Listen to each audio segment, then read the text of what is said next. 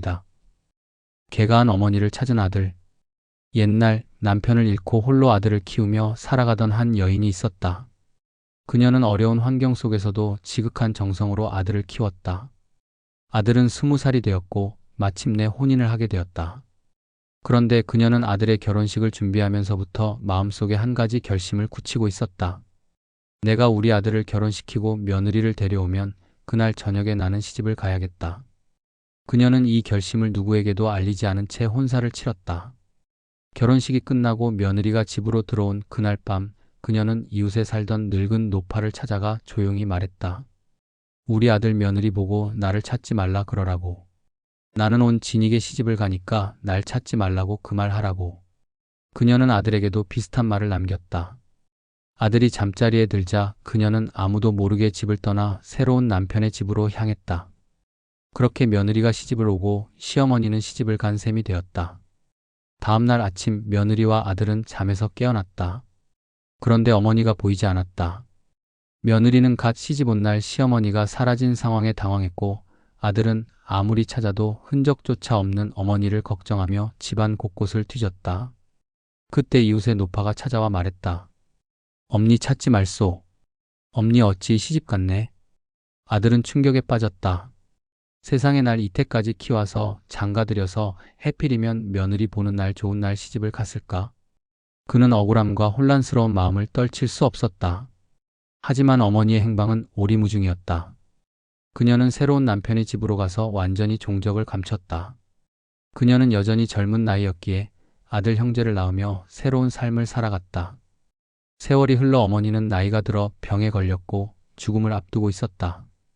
이제는 자신이 숨길 수 없는 때가 되었음을 느끼고 첫 번째 아들에게 소식을 전했다. 나가 이런 데서 산다. 나 보고자 하면 온나. 아들은 소식을 듣자마자 먼 길을 달려갔다. 마침내 도착한 곳에서 그는 어머니가 새로운 가족과 함께 살고 있는 모습을 보았다. 그녀는 새로운 남편과 함께 아들 형제를 낳고 살아가고 있었지만 여전히 첫 번째 아들을 향한 미안한 마음이 있었다. 그러나 아들이 어머니를 집으로 데려오고 싶어도 그녀의 새로운 가족, 특히 아들 형제들이 강하게 반대했다. 이제는 우리 어머니야. 데려가려 하지 마라. 첫 번째 아들은 깊은 갈등 속에서 방법을 고민했다. 그리고 사람들을 고용해 며칠 동안 계획을 세웠다. 너거가 어느 땐가는 한번 잠 잘 때가 있을 거이다. 잠만 잠은 엄니를 막 푸대 쌈을 하든지 어쩌든지 우리 집만 와불면 우리 엄니가 된다. 며칠 후 드디어 그 집 사람들이 깊이 잠든 밤이 찾아왔다. 아들과 동료들은 조심스럽게 어머니를 푸대에 싸서 들쳐매고 집으로 데려왔다. 그 과정은 조용하면서도 긴장감이 넘쳤다. 우리가 어머니를 다시 찾았으니 이제는 놓지 않을 것이다. 그렇게 어머니는 첫 번째 아들의 집으로 돌아오게 되었다. 그녀의 선택은 당시에도 충격적인 이야기로 회자되었지만 부모와 자식 간에 끊을 수 없는 인연, 그리고 새로운 삶과 기존 가족 간의 갈등을 담은 깊은 교훈으로 전해졌다. 가족 간의 사랑과 이해가 무엇인지 다시 한번 생각하게 만드는 이야기다. 갯물이 짠 이유. 옛날 욕심 많은 형님과 어진 동생이 있었습니다. 형님은 부자로 호화롭게 살았지만 동생은 가난에 허덕이며 많은 자식들을 돌봐야 했습니다. 설날이 가까워지자 동생네 집은 설음식은 고사하고 아이들에게 밥 한 끼조차 마련할 수 없는 상황이었습니다. 동생은 고민 끝에 아내와 의논했습니다. 우리 자식들이 굶게 생겼으니 형님 댁에 가서 도움을 청해보는 게 어떻겠소? 아내의 권유를 받은 동생은 부끄러움을 무릅쓰고 욕심 많은 형님을 찾아갔습니다. 동생이 형님 집에 도착하자 형님은 딱히 반갑지도 않은 얼굴로 물었습니다. 무슨 일이냐? 동생은 정중히 사정을 이야기하며 말했습니다. 형님, 설날을 맞아 자식들에게 밥 한 끼라도 먹이고 싶어 양식을 조금 빌리고자 합니다. 부디 도와주십시오. 형님은 고심하는 척하더니 말했습니다. 좋다. 그런데 너도 나를 위해 심부름을 좀 해다오. 저 창고에 있는 큰 소다리를 메고 산 아래로 가서 절간에 맡기고 와라. 형님이 시킨 대로 동생은 무거운 소다리를 짊어지고 산길을 걸었습니다. 허약한 몸에 땀은 비 오듯 쏟아졌지만 가족들을 위해 이를 악물고 걸었습니다. 그런데 산길을 돌던 중 늙은 노인이 길가에 앉아 있는 것을 발견했습니다. 노인은 동생을 보고 물었습니다. 젊은이, 그 소다리를 어디로 가져가느냐? 동생이 정직하게 상황을 설명하자 노인은 의미심장하게 웃으며 조언했습니다. 그 소다리를 절간 안으로 가져가거라. 하지만 조심해야 한다. 절간 안에는 괴물이 살고 있다. 알몸에 뿔이 난 괴물이 춤을 추며 문 안에서만 돌아다닌다. 그 문이 열릴 때 소다리를 안으로 던지고 재빨리 그 안에 작은 귀짝을 들고 나와라. 하지만 뒤를 돌아보면 안 된다. 돌아보는 순간 죽게 될 것이다. 동생은 노인의 말을 듣고 절간으로 갔습니다. 문틈 사이로 보니 괴물이 정말 울긋불긋한 모습으로 춤을 추고 있었습니다. 긴장한 동생은 노인의 말대로 소다리를 힘껏 던지고 괴물이 소다리에 달려드는 동안 재빨리 안으로 들어가 작은 귀짝을 들고 밖으로 도망쳤습니다. 뒤도 돌아보지 않고 전속력으로 달려 노인에게 돌아가자 노인은 미소를 지으며 말했습니다. 자네는 이제 복을 받을 거네. 그 귀짝은 활인괴라고 해서 사람을 살리는 마법의 상자라네. 노인은 상자의 사용법을 알려주었습니다. 복골복골 가미수통 쌀 나오시오. 이렇게 주문하면 쌀이 나오고 멈추고 싶을 땐 복골복골 가미수통 쌀 나오지 말아라고 외우면 된다네. 동생은 귀짝을 집으로 가져와 사용했습니다. 쌀 나오라 하면 쌀이 나오고 옷 나오라 하면 옷이 나왔습니다. 동생네 가족은 순식간에 부자가 되었고 더 이상 형님 집에 의지하지 않아도 되었습니다. 그런데 이 소식을 들은 형님이 동생 집에 찾아왔습니다. 내가 부자가 된 비결이 무엇이냐? 그 귀짝을 나에게 주어라. 동생은 형님의 강요에 못 이겨 귀짝을 넘겨주었습니다. 형님은 귀짝을 가져가 한껏 욕심을 부렸습니다. 처음에는 귀짝에서 술과 고기, 옷 등을 꺼내며 만족했지만 주문을 멈추는 법을 배우지 못한 탓에 문제가 생겼습니다. 어느 날 형님이 해장국 나오라 라고 주문하자 국이 계속해서 흘러나오기 시작했습니다. 형님은 멈추는 주문을 몰라 국이 집안을 가득 채우고 마을로 넘쳐 흐르게 했습니다. 사람들은 형님에게 항의했지만 그는 어쩔 줄 몰랐습니다. 결국 형님은 귀짝을 소금 장수들에게 팔아넘겼습니다. 형님은 돈을 받고 크게 만족하며 자신의 욕심을 채웠지만 소금 장수들은 이 귀짝의 진짜 사용법을 제대로 배우지 못한 채 바다로 나갔습니다. 그들은 귀짝을 배에 싣고 소금을 꺼내기 시작했습니다. 처음에는 소금이 끊임없이 나오는 것을 보고 크게 기뻐하며 자신들이 엄청난 부를 얻게 되었다고 생각했습니다. 하지만 멈추는 주문을 몰랐던 그들은 점점 상황이 심각해졌습니다. 귀짝에서 계속 쏟아지는 소금이 배의 짐칸을 가득 채웠고 배는 점점 무거워져서 물에 가라앉기 시작했습니다. 그들은 귀짝을 바다에 던지려 했지만 이미 늦어버렸습니다. 배는 가라앉았고 바닷물에 섞인 소금은 끝없이 퍼져나갔습니다. 이 사건 이후 바닷물이 짜게 되었다고 전해집니다. 형님은 귀짝을 팔아 얻은 돈으로 여전히 욕심을 부리며 살았지만 그 돈도 오래가지 못했습니다. 돈을 다 써버린 형님은 다시 예전처럼 가난해졌고 동생이 잘 사는 모습을 보며 질투와 후회로 가득 찬 삶을 살게 되었습니다. 한편 동생은 귀짝을 잃었지만 여전히 가족과 함께 행복한 삶을 이어갔습니다. 그는 이렇게 말하곤 했습니다. 귀짝이 없더라도 우리는 감사할 줄 알면 행복하게 살 수 있소. 가족이 함께 있고 작은 것에도 만족하면 그것이 진정한 부자 아니겠소? 형님은 동생에게 배울 기회를 여러 번 얻었지만 끝내 욕심을 버리지 못해 사람들에게서 멀어지고 고독한 삶을 살았습니다. 반면 동생은 마을 사람들에게 존경받으며 이웃과 나눔을 실천했고 그의 이야기는 마을에서 오랫동안 전해지게 되었습니다. 이 이야기는 단순히 형님과 동생의 대비된 삶을 보여주는 것에 그치지 않고 욕심과 탐욕이 가져오는 위험성과 함께 작은 것에 만족하는 삶의 가치를 가르쳐 줍니다. 형님은 자신의 탐욕으로 인해 스스로 고통을 자초했지만 동생은 만족과 나눔으로 진정한 행복을 얻었습니다. 우리는 이 이야기를 통해 결국 중요한 것은 물질이 아니라 마음가짐임을 깨닫게 됩니다. 행복은 외부에서 주어지는 것이 아니라 우리의 태도와 선택에서 비롯된다는 진리를 전해줍니다.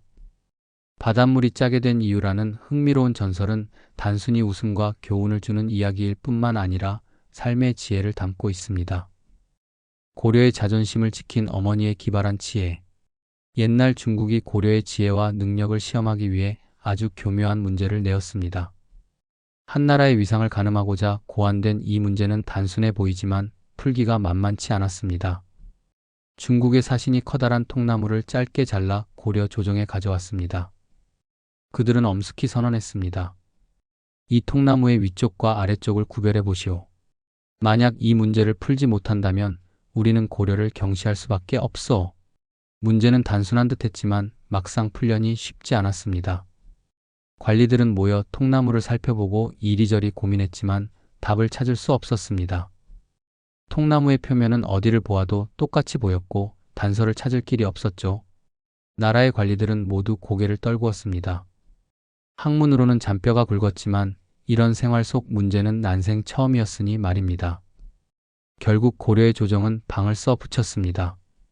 이 문제를 풀 수 있는 지혜로운 자는 속히 나와 나라를 구하라. 이 방은 온 마을에 퍼졌습니다. 많은 사람들이 통나무를 보러 왔지만 누구도 해답을 찾지 못했습니다. 한 시골 마을에 사는 젊은이가 이 방을 보고 집으로 돌아갔습니다. 그는 문제를 들고 어머니에게 여쭈었습니다. 어머니, 이런 문제가 붙었는데 혹시 해결책을 아십니까? 어머니는 잠시 생각에 잠기더니 이내 빙그레 웃으며 말했습니다. 그거야 간단하지. 통나무를 물에 띄워보면 위와 아래가 자연히 드러날 게다. 나무는 원래 아래쪽이 더 무겁고 단단하니까 밑이 가라앉을 테고 위쪽은 가볍고 뜰 게다. 젊은이는 어머니의 말을 듣고 환히 깨달음을 얻었습니다. 이윽고 물동이를 찾아 커다란 통나무를 띄워보았습니다. 정말로 나무의 무거운 쪽이 아래로 내려가고 가벼운 쪽이 위로 떠오르는 것이 아니겠습니까? 젊은이는 통나무를 들고 조정으로 나아갔습니다. 그는 조정에서 물동이에 통나무를 띄우며 당당히 설명했습니다. 이 통나무의 위와 아래는 물에 띄워보면 저절로 알 수 있습니다. 무거운 쪽이 아래로 가라앉고 가벼운 쪽이 위로 떠오릅니다. 이를 지켜보던 조정의 관리들과 왕은 그 지혜에 감탄하며 칭찬을 아끼지 않았습니다. 젊은이는 어머니의 말을 빌려 나라의 위기를 해결했던 것이죠. 이 소식을 들은 중국의 사신들은 깜짝 놀랐습니다. 아, 고려에도 이렇게 지혜로운 사람이 있구나. 아니, 가정에서 어머니의 지혜가 이토록 뛰어나다니 나라 전체가 지혜롭지 않으면 이런 답을 낼 수 없겠지. 그들은 통나무를 다시 살펴보며 고개를 끄덕였습니다. 이런 나라라면 충분히 존중받아 마땅하다. 고려를 얕잡아 볼 수는 없겠군. 젊은이는 집으로 돌아와 어머니께 감사드렸습니다. 어머니는 젊은이를 보며 미소 지으며 말했습니다. 지식도 중요하지만 생각하는 힘과 경험이 더 중요하단다. 세상 문제는 단순히 머리로만 해결할 수 없지. 직접 해보고 스스로 깨달아야 진짜 답을 얻는 거란다. 이 이야기는 단순히 한 어머니의 지혜로운 발상에서 끝나지 않습니다. 생활 속 경험과 실험을 통해 복잡한 문제를 풀어낸 지혜는 단순한 지식보다 중요한 생각의 힘을 보여줍니다. 오늘날 우리는 어머니의 말처럼 직접 행동하고 경험하며 문제를 해결하고 있을까요? 머리로만 고민하다 놓치는 해답이 어딘가에 있지 않을까요? 이 설화는 우리의 마음속에 조용한 울림을 남깁니다. 문제를 풀고 싶다면 먼저 물에 통나무를 띄워보아라. 답은 언제나 행동 속에서 나타나는 법이다. 과거의 급제한 머슴. 옛날 평촌이라는 마을에 이씨라는 집안이 살고 있었습니다. 이 집안의 조상 중 한 사람이 과거 시험에 합격해 급제했다는 이야기가 전해지고 있는데 그 과정이 참으로 기묘하고 신기합니다. 그 조상은 머슴으로 남의 집에서 일하며 살았습니다. 어느 날 밤 그는 아주 이상한 꿈을 꾸었습니다. 꿈속에서 평촌의 샘물이 갑자기 요동치더니 샘물에서 푸른 청룡 한 마리가 하늘로 솟구쳐 오르는 모습이 보였습니다. 꿈이 너무 생생해서 그는 잠에서 깨어난 뒤 곧바로 샘물로 달려갔습니다. 실제로 샘물이 꿈에서처럼 요동치고 있었습니다. 하지만 머슴 신분인 그는 그 샘물이나 땅을 어떻게 할 수도 없었고 결국 아무 일도 하지 못한 채 그 장면을 마음속에만 새기고 돌아섰습니다. 그로부터 얼마 뒤 마을을 지나던 과객이 이 머슴에게 도움을 요청했습니다. 내 짐을 들어주며 과거 시험 보러 서울까지 함께 가주게. 머슴은 짐을 들어주며 열흘 넘게 걸려 서울로 갔습니다. 과객이 서울에서 시험을 준비하는 동안 머슴은 그의 짐을 돌보며 기다렸습니다. 그런데 과객은 자신이 시험 답안지를 작성하며 머슴의 이름으로도 답안지를 하나 더 작성해 제출했습니다. 머슴에게는 아무 말도 하지 않고 자신이 느낀 호의를 이렇게 표현한 것입니다. 시험 결과가 발표되자 놀라운 일이 벌어졌습니다. 과객은 낙방했지만 머슴이었던 사람이 시험에 합격한 겁니다. 자신도 모르는 사이에 급제자가 된 머슴은 이 믿기 힘든 소식을 듣고 얼떨떨했습니다. 과객은 머슴에게 축하를 건네며 말했습니다. 내가 짐을 들며 보여준 성실함이 하늘에 닿은 것이 분명하다. 이젠 너도 벼슬길로 나아가 훌륭히 살거라. 머슴은 벼슬아치로 임명되어 고향으로 돌아가게 되었습니다. 서울에서의 생활과 급제자 신분은 그의 모습을 완전히 바꾸어 놓았고 돌아오는 길에 그는 한강을 건너게 되었습니다. 그때 나룻배를 몰던 사공이 그를 보고 갑자기 말했다고 합니다. 당신은 급제를 못했어야 하는데 어쩌다 급제를 했는지 모르겠군요. 머슴은 당황하며 물었습니다. 왜 내가 급제를 하면 안 된단 말이오? 그러자 사공이 대답했습니다.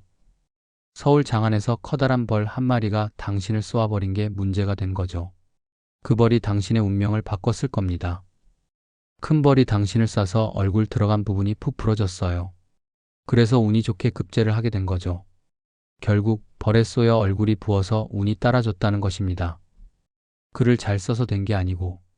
사공의 말은 농담처럼 들렸지만 묘하게도 머슴의 급제는 운명적으로 이루어진 일이었습니다. 샘물에서 청룡이 솟아오른 꿈, 과객의 도움, 그리고 급제자라는 새로운 신분까지 모든 것이 겹쳐져 그에게 기적 같은 결과를 안겨준 것입니다. 고향으로 돌아간 머슴 출신 급제자는 자신의 삶을 크게 바꾸었고 그의 후손들은 이 이야기를 대대손손 전하며 자랑스럽게 여겼습니다. 이 이야기는 단순히 운명과 행운에만 의존하라는 뜻이 아닙니다. 성실함과 인내가 결국 하늘의 뜻과 맞아떨어질 때 평범한 사람도 기적 같은 일을 이룰 수 있다는 교훈을 담고 있습니다. 옛날 우리나라 풍수지리학의 시조로 알려진 도선대사는 전라남도 영암에서 태어났습니다. 그의 출생과 생애는 매우 기묘하고 흥미로운 이야기로 전해집니다. 도선대사의 어머니는 19살의 처녀였는데 겨울날 빨래를 하러 갔다가 이상한 경험을 했습니다. 물 위로 떠오른 신선한 외를 발견한 그녀는 호기심에 그 외를 주워 먹었는데 그 외가 입안에서 천도복숭아처럼 살살 녹았습니다. 그러나 그날 이후 그녀는 배가 불러오기 시작했습니다. 아무 남자와도 관계를 맺은 적이 없다는 그녀의 말을 사람들은 믿지 않았습니다. 부모는 그녀를 믿었지만 세상의 여론을 피하기 위해 그녀를 외딴 곳으로 보내야 했습니다. 그곳에서 그녀는 아들을 낳아 키웠습니다. 아이는 7살이 될 때까지 어머니와 함께 살았는데 당시 영산강 일대로 장사하러 오던 당나라 상인들이 그 아이를 보고 놀랐습니다. 아이의 모습과 행동이 비범하다고 여긴 상인들은 아이를 당나라로 데려갔습니다. 도선대사는 당나라에서 뛰어난 재능과 학문적 성취를 통해 최고의 도사가 되었습니다. 그의 명성은 날로 높아졌고 많은 사람들에게 존경받는 인물이 되었습니다. 그러나 그가 당나라에 있는 동안 조선에서는 인재들이 갑자기 죽어나가는 일이 발생했습니다. 이를 이상히 여긴 도선대사는 도술로 이를 알아내었습니다. 알고 보니 당나라의 한 도사가 조선의 산맥을 끊어 인재를 말살하려는 의도로 도술을 사용한 것이었습니다. 이에 도선대사는 복수를 결심했습니다. 그는 당나라의 곤륜산에 올라 중원의 지도를 펼쳐놓고 조선에서 했던 것처럼 산맥을 끊기 시작했습니다. 당나라에서는 인재들이 죽어나가는 괴이한 일이 벌어지자 황제는 이를 큰 문제로 여겼습니다. 신하 중 한 사람이 황제에게 말했습니다. 대왕이시여, 이는 조선 출신 도선대사가 당나라에 복수하기 위해 산맥을 끊고 있는 것입니다. 그를 모셔와 사과드리지 않으면 더 큰 재앙이 닥칠 것입니다. 황제는 즉시 도선대사를 궁으로 불러들였습니다. 황제는 정중히 부탁하며 사과했습니다. 대사님, 우리 당나라에 큰 재앙이 닥쳤습니다. 부디 산맥을 끊는 일을 멈춰주시길 간청합니다. 이에 도선대사는 말했습니다. 대왕께서 모르실 리 없으니 말씀드립니다.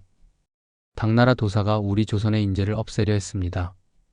이는 그에 대한 응징이었습니다. 황제는 깊이 반성하며 약속했습니다. 그 도사를 징계하고 이런 일이 다시 없도록 하겠습니다. 부디 용서하시고 중단해 주십시오. 도선대사는 황제의 사과를 받아들여 산맥을 끊는 일을 중단했습니다. 당나라 역시 조선의 인재를 끊으려는 시도를 멈추었습니다. 도선대사는 조선으로 돌아와 우리나라 풍수지리학의 기틀을 다졌습니다. 그는 산맥과 지세를 분석하여 후대에까지 영향을 끼쳤으며 우리나라 풍수지리학의 시조로 자리 잡았습니다. 오늘날에도 그의 이름은 우리나라 역사와 풍수지리학에서 중요한 인물로 기억되고 있습니다. 이 이야기는 단순히 도선대사의 도수를 보여주는 것이 아니라 나라와 나라 간의 갈등과 화해를 통해 풍수지리학이 어떻게 발전했는지를 말해주는 흥미로운 전설로 전해지고 있습니다. 배포 큰 정승 아들. 옛날 박진사와 김진사라는 두 명의 벼슬아치가 있었습니다.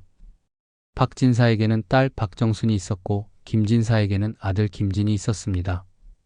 두 사람은 벼슬 동료로 우정을 쌓았고 술 한 잔 기울이는 자리에서 자연스럽게 약조를 나누었습니다. 우리 자식들이 크면 혼인을 시킵시다. 서로 인연이 된다면 두 집안이 더 단단히 이어지겠지요. 이렇게 두 집안은 자식들의 미래를 약속했습니다. 어린 정순과 김진은 이 약조를 알 리 없었지만 서로 심부름을 오가며 친해졌습니다. 정순이 김진사 집에 가면 아이고 우리 며느리가 왔네. 김진이 박진사 집에 가면 우리 사위가 왔구나 하며 어른들은 농담을 섞어 반겼습니다. 아이들은 무슨 뜻인지 몰랐지만 서로 마주칠 때마다 좋아서 깔깔거리며 놀았습니다. 세월이 흘러 정순과 김진은 점점 자랐습니다. 그러나 박진사가 병으로 갑작스럽게 세상을 떠나면서 상황이 바뀌기 시작했습니다. 가장을 잃은 박진사 집안은 점점 기울어갔고 살림이 어려워졌습니다. 반면 김진사의 집안은 여전히 안정적이었습니다. 정순이 15살이 되었을 때 박진사의 가족은 큰 결정을 해야 했습니다. 딸을 약속대로 김진사 집에 보내면 고생할 것이 뻔했습니다. 결국 박진사의 가족은 정순을 서울의 황정승 집으로 보내기로 결정했습니다. 황정승 집안은 부유하고 권세가 있었기에 정순은 그곳에서 안정된 삶을 살 수 있을 것이라 생각했습니다. 박진사의 가족은 눈물을 머금고 딸을 멀리 보내며 마음속으로 약조를 깨뜨릴 수밖에 없었습니다. 김진은 이 사실을 모른 채 서당에 다니며 공부를 계속했습니다. 하지만 어느 날부터 선배들이 그에게 비아냥거리기 시작했습니다. 야, 각시 하나 잃어버린 놈이 공부는 해서 뭐하냐? 김진은 무슨 뜻인지 몰랐지만 선배들의 말을 듣고 혼란스러웠습니다. 결국 어머니에게 물었지만 어머니는 끝까지 진실을 알려주지 않았습니다.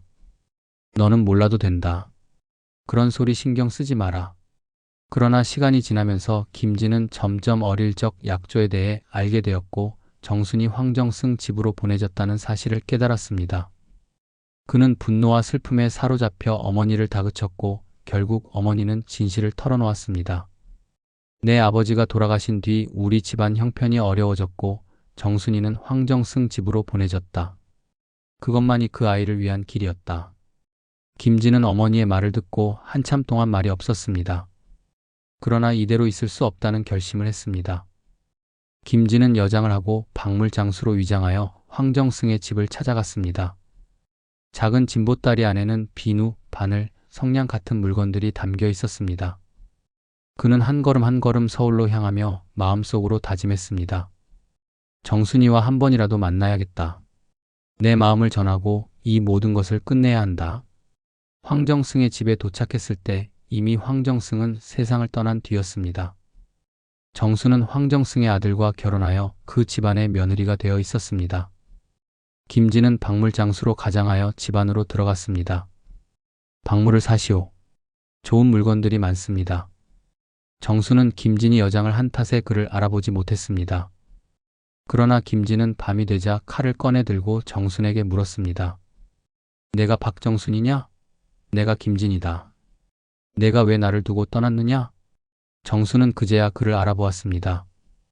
눈물을 흘리며 말했습니다. 그래, 나는 정순이다. 내가 김진이라니 왜 이제야 나타났느냐? 하지만 나는 이 집안의 며느리가 되어버렸다. 어찌할 도리가 없다. 둘은 밤새 이야기를 나누며 지난날을 회상했습니다. 그러나 김진은 그녀를 데려갈 수 없다는 현실을 깨달았습니다. 다음날 아침 황정승의 아들이 돌아왔습니다. 김진이 남자라는 사실이 밝혀지자 집안은 소란에 휩싸였습니다. 황정승의 아들은 김진을 추궁했고 그는 담담하게 모든 사실을 털어놓았습니다. 나는 이 집안을 어지럽히려는 것이 아닙니다. 그저 제 마음을 전하고 떠나려 했을 뿐입니다. 황정승의 아들은 김진의 진심을 이해하며 글을 보내주었습니다. 정수는 눈물을 삼키며 김진을 배웅했습니다. 내가 여기까지 와준 것만으로도 고맙다. 나는 이곳에서 내 몫의 삶을 살겠다. 너도 내 길을 가라. 김진은 아무 말 없이 돌아섰습니다.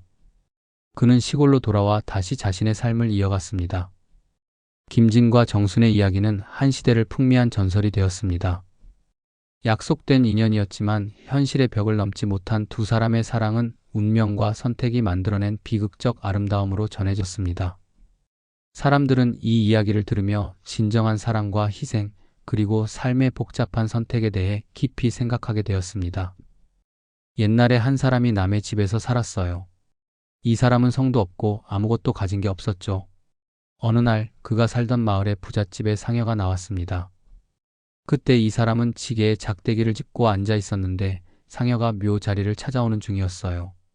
부잣집 사람들이 묘를 쓸 자리를 찾고 있는데 이 사람이 지게를 깔고 앉아 있던 곳에 상여가 도착했어요. 그런데 상주 중 한 사람이 화를 내며 말했어요. 이 죽일 놈이 물가에다가 묘토를 잡아줬구나. 한 달 동안이나 먹여주고 옷도 해줬는데 우리 아버지를 물가에 묻으라고 했단 말이냐? 이놈을 잡아라. 하니까 묘자리를 잡아준 그 사람이 이 머슴 앉아있는 쪽으로 도망을 쳤어요. 그러자 머슴이 왜 난리가 난 겁니까? 왜 상여가 가버린 겁니까? 물었어요. 그러자 묘자리를 잡아준 사람이 이 자리가 좋긴 한데 여기 자라가 3마리 들었어. 이 자리는 삼정승이 날 자리야. 그걸 모르고 상여를 다시 메고 가버리네. 이 자리가 좋은 자리라고 했다가 맞아 죽을 것 같아서 말 안 했을 뿐이야. 이 자리는 너나 써라. 너희 아버지가 묘 자리가 없지 않느냐? 그 사람은 대답했어요. 네, 남의 집에서 살다가 우리 아버지가 돌아가셨습니다. 그럼 그 묘를 여기다 써라. 그리고 초분을 만들어서 묻어라. 그렇게 그 사람은 아버지의 묘를 그 자리에 쓰기로 했습니다. 풍수가 그에게 물었어요. 언제 묻을 거냐? 아무 날에나 묻겠습니다. 제 친구들 머슴들이 있으니 함께 묻겠습니다. 그는 친구들과 함께 묘를 파기 시작했는데 한 친구가 잘못해서 자라 한 마리의 눈을 다쳐서 피가 터졌습니다. 이제 2마리 자라가 남았고 그들은 계속해서 묘를 파고 아버지를 묻었어요. 머슴은 이후 3명의 아들을 낳았습니다. 세 아들은 공부를 잘했지만 집안 형편이 어려워 제대로 된 지원을 받지 못했습니다. 그러던 어느 날 어머니가 아들들에게 말했습니다. 사실 나는 과거에 억울한 누명을 쓰고 고향을 떠나 이곳에서 너희 아버지를 만났다. 하지만 너희 할아버지는 벼슬아치였고 너희 삼촌은 정승이다. 이제 한양으로 가서 그분을 찾아라. 세 아들은 어머니의 말을 듣고 한양으로 갔습니다. 어머니는 미리 기별을 넣었고 한양에 도착한 아들들은 가족임을 증명해 정승의 후손으로 인정받았습니다. 세 아들은 각각 과거 시험에 합격했고 마침내 삼정승이 되었습니다. 그러나 이 과정에서 형제 중 한 명은 뜻하지 않은 사고로 세상을 떠났고 나머지 2명은 정승으로서 이름을 날렸습니다. 이 이야기는 명당 자리의 중요성과 더불어 노력과 운이 함께할 때 어떤 기적이 일어날 수 있는지를 보여줍니다. 며느리의 통쾌한 복수. 어떤 사람이 아들을 장가 보내려고 중매를 해서 아들을 결혼시키게 되었어. 그래서 그 사람, 즉 신랑 아버지가 상객으로 가게 되었지. 그런데 친구 하나가 야, 너 상객으로 가야 하지 않냐? 그러니까 그 사람이 대답했지. 왜 안 가겠냐? 내가 아들 낳았으니 내가 상객으로 가야지 누가 가겠냐? 그랬더니 친구가 말하는 거야. 그러면 좋은 방법이 하나 있다. 뭔데 그게? 콩을 볶아서 많이 먹고 찬물을 많이 마시면 첫 손자를 본다더라. 그래서 그 사람은 정말 손자 보고 싶어서 콩을 볶아 많이 먹고 찬물도 잔뜩 마셨지. 그 후 상객으로 가서 저녁에 앉아 있는데 갑자기 설사가 나기 시작한 거야. 변소에 가야겠는데 너무 급해서 참을 수가 없었지. 그래서 가다가 결국 옷에 다 싸버린 거야. 상객으로 가서 말이야. 그때 그 사람은 생각했어. 큰일이 났다고. 옷을 입자니 똥을 싸서 입을 수가 없었지. 그래서 어쩔 수 없이 옷을 벗어서 한쪽에 놔두고 도포만 입고 맨몸에 행전띠을 동여매고 버텼어.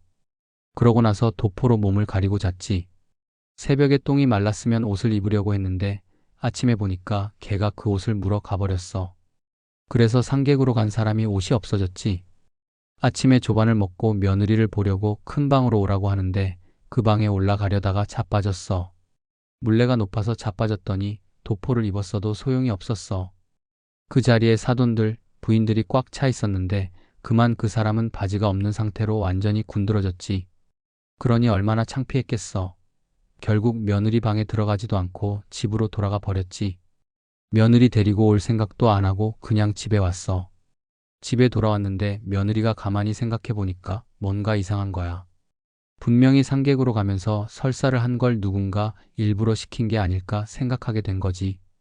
그래서 며느리가 시집 와서 그 일을 꼼꼼히 따져봤어. 그리고 어느 날 며느리가 마음속으로 생각하길 우리 시아버지는 옷에 똥을 쌌지만 너는 똥을 먹어야 한다. 라고 결심했지. 그 당시에는 시집 온 지 1년이 지나면 친정의 근친을 가서 한 달쯤 있다가 돌아오곤 했어. 근친에서 돌아올 때 며느리가 시아버지에게 큰 가몽씨를 몇 개 드리겠다고 했지. 그러고는 가장 큰 가몽씨를 따서 그 속에 똥을 딱 담았어. 그걸 시댁에 돌아와서 시아버지 골탕 먹인 그 사람에게 주겠다고 마음먹은 거지. 그래서 그 사람이 집에 오자 가몽씨 2개를 나란히 놓고 술상을 차려주었어. 당연히 그 사람은 큰 가몽씨를 먼저 집어 먹을 줄 알았지. 그 사람이 시아버지에게 너는 작은 놈을 먹을래? 내가 큰 놈을 먹겠다. 그러니까 시아버지가 말했어. 그래, 먹어라. 그 사람이 큰 가몽씨를 먹었지. 그런데 속에 똥이 들었으니 어쩌겠어? 그 사람이 결국 똥을 먹은 거야. 이렇게 며느리는 시아버지의 명예를 회복시켰지. 시아버지는 옷에 똥을 쌌지만 그 사람은 똥을 먹었으니 말이야. 며느리 정말 똑똑한 며느리 아닌가. 며느리 잘 얻었지. 부부 연분을 맺어준 호랑이는 호랑이가 인간의 결혼을 돕는 이례적인 내용을 다룹니다. 호랑이는 단순히 공포의 대상이 아니라 때로는 인간의 삶에 관여하여 긍정적인 결과를 가져오는 존재로 묘사됩니다. 이는 자연과 인간의 공생적 관계를 상징적으로 나타냅니다. 갯물이 짠 이유는 바닷물이 짠 이유를 설명하는 기원담의 일종입니다.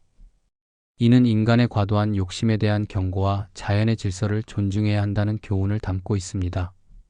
고려시대 명석한 할머니는 고려시대의 한 할머니가 뛰어난 지혜로 국가의 어려움을 해결하거나 문제를 풀어냈다는 내용을 담고 있습니다. 여성의 지혜를 부각시키며 당대의 여성 역할에 대한 긍정적 시각을 보여줍니다. 김삿갓이 탐복한 새 신동의 글재주는 김삿갓이 여행 중 만난 새 어린아이가 뛰어난 문학적 재능을 보여준다는 이야기입니다. 김삿갓은 이들의 글재주에 깊이 감탄하며 자신의 무지를 깨닫고 더 큰 겸손을 배우게 됩니다. 이는 천재성과 겸손, 배움의 자세를 강조하는 설화입니다. 이러한 고흥 설화들 속에서 당시 사회적 가치관과 자연관, 인간의 도덕적 성찰 등이 나타납니다.